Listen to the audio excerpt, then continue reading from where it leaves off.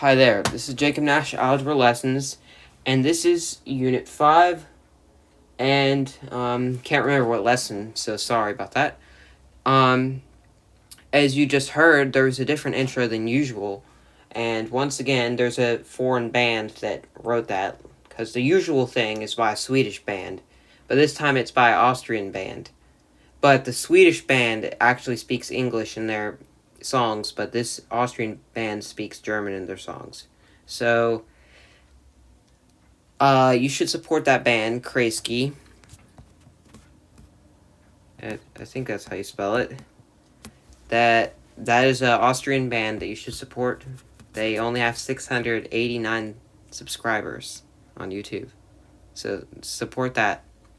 Even if you don't know what it's saying, because I don't know what it's saying. That song that I played is called this. Yeah.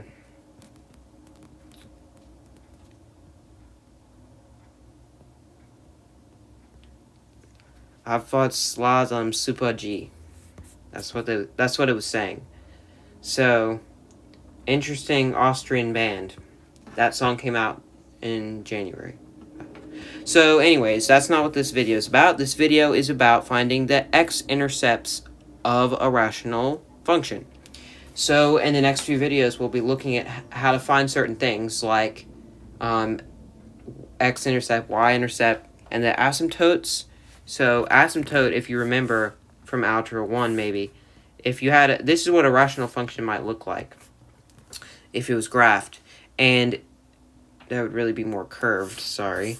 But there's things like maybe in this case would be right there and there that the line can't go through, so it's like, too bad, I'll just curve. So, like, if there was a, for example, if there was a line, if there was a asymptote like that, and then you had a line and you were drawing it, once it gets there, it can't do that. That's not what it can do.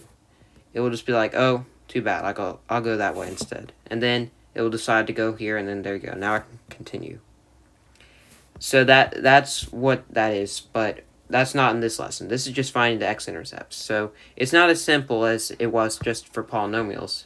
Well, actually, it's not like it's complicated, but it's not the same. You don't do it the same way. So all you have to do is set the numerator equal to 0. So here's the numerator. Let's set it equal to 0. Don't make it 0. Just set it equal to 0. So like that. And then x is 1.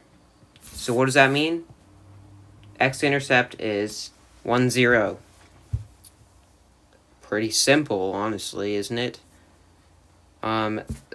So if we had a rational function and we had an asymptote right here, and you started, we'll learn how to graph them, but if you started your line here, that's actually not a good example for this one. Let's see, let's say we had this, we had one right here, and then we had one right here. Maybe right here.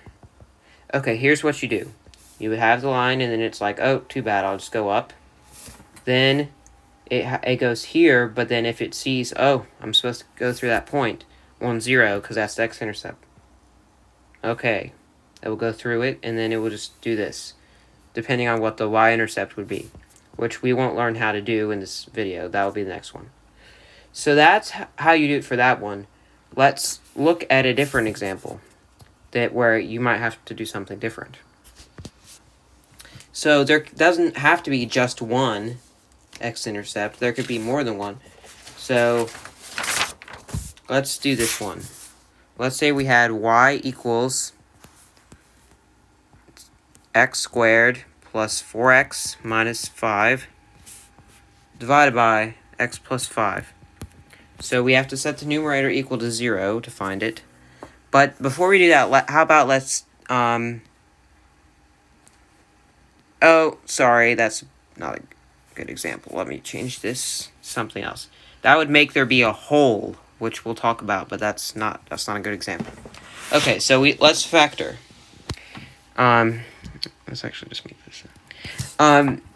If we factored, which I'm not going to go through how to do, you would just get this. Why am I not telling you how to do that? Because that was in a different video, and I don't want to make this one super long. So all you have to do is go on my YouTube channel and search factoring, and then you'll see. So that's factored now. Now we just set that equal to 0. Well, as we can see, x, we really need to set both of those things equal to 0. So we would find that x equals -5 from here and +1 from here.